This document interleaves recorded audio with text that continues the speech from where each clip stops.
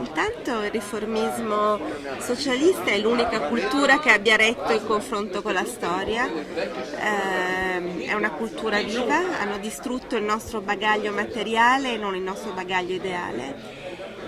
Ha portato in questi anni il suo contributo anche al governo del paese.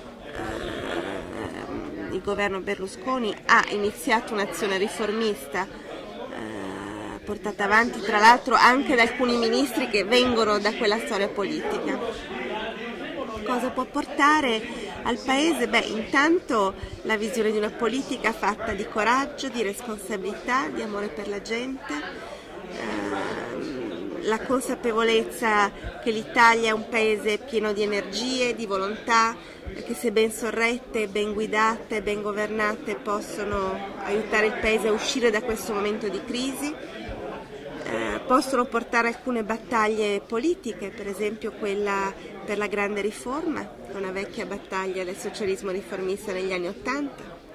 Io penso molte cose, ma io penso che le necessarie riforme economiche per spingere la crescita non debbano e non possano essere disgiunte da una riscrittura delle regole del gioco.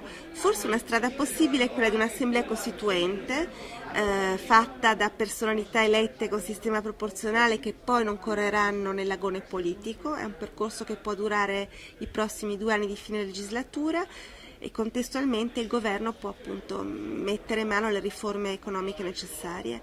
Secondo me sarebbe un percorso che potrebbe anche creare quel clima di convergenza adatto a una grande riforma.